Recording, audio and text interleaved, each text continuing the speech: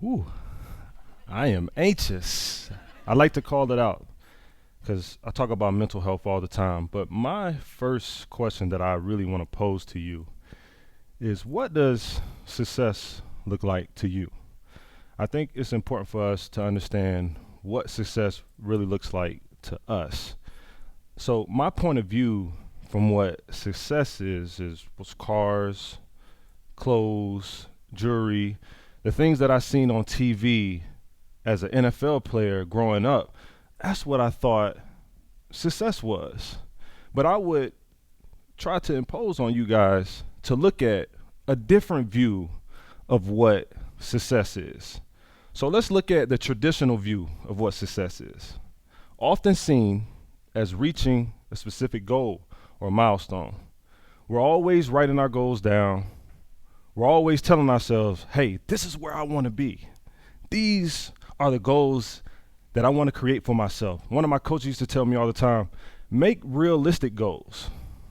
But then I also want to challenge you to look at the mindset view of what success is, which is an ongoing process of growth, self-improvement, which means that it's a journey. So how does that pertain to mental health, your overall mental well-being? Well, my thought process was like, man, if I might make it to the NFL, that's where I want to be. But what do you do after that, right? And that's how it played against my mental health, because I was going through some things in college and in high school that I never addressed. I was going through some anxiety and depression and things that were really hurting me along the way. And I didn't really have the space to be able to hold space. What is holding space with all of us? It could be somebody that you love dearly, right? Give that person the space to be able to talk to you. I know some of you may have children. Open the floor for them to be able to have space to speak to you, right? I think that's very important. My favorite thing is active listening. Listening without any judgment, going to them and making sure that they're okay, making them feel safe. So I'm thinking about holding space now as a speaker, because that's the first step into speaking. Because the more you speak, the more you free yourself. And that comes to the next part, which storytelling is liberating and is freeing. I can't tell you how many times I told my story and how it was so liberating for me to speak about some of the things that I dealt with growing up. I remember talking to my therapist, letting her know everything that I was dealing with. So I want to share with you a story today. Obviously, I'm a first round draft pick, played in the league for 6 years. And so I'm at the Philadelphia Eagles. I'm not playing well. I'm not playing well at all. I had the worst season my first year. And so those seasons kept going for me, and things kept getting worse. So I thought I was a failure. I'm in the NFL. That was my goal that I wanted to reach. But now I'm here and I feel like that I'm a failure. So I get to the Seattle Seahawks. The Seattle Seahawks end up picking me up. Now I'm playing with them. And now all the things that I never addressed when I was a kid. Now I have fans, coaches, the will to succeed, on top of all the things that I never addressed. I'm in Seattle. It's hard for me.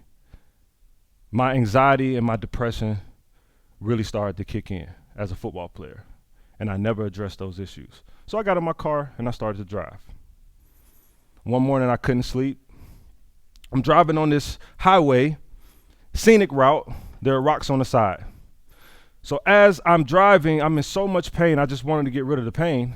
I start to tip my car to the right. But as I tip my car, my wife calls me. And you guys know, when somebody calls you, the Bluetooth rings through the car. So it startled me. I'm like, whoa. Jerked the car back out of frustration. I'm talking to my wife. She says, are you okay? When you left, you were not okay. And I rushed her off the phone to proceed to do what I was going to do. So I start to tip my car again. And then her mother calls me. So when she calls me and she's talking to me, now I'm at the bottom of the hill. So God gave me two lifelines so I could be in front of you speaking today. It was the first time in my life that I realized that success was truly not a destination, but rather a mindset. It was the first time in my life that I said, I need help. I was going through my whole career, as players, it's a very barbaric sport, right? Football, you see us, we tackle, we hit, it's very loud, right? So it's important for us to understand that true vulnerability is really our strength and not our weakness. So after that, I was able to get the help that I needed. I was able to go to therapy. And that's where I realized where I could redefine who the real Marcus Smith was. So success truly is the pain, the struggle, the wins, the losses, the things that you endure along the way to get to your destiny. That is true success. And I want to encourage you to continue to speak. Maybe you go to a therapist. Maybe you have someone in your corner. I want to encourage you to continue to talk to them. Because I had two people in my corner at the time that were willing to give me that phone call to see what was going on with me. I want to encourage you to continue to speak freely, and that success is truly not a destination, but rather a mindset. Thank you.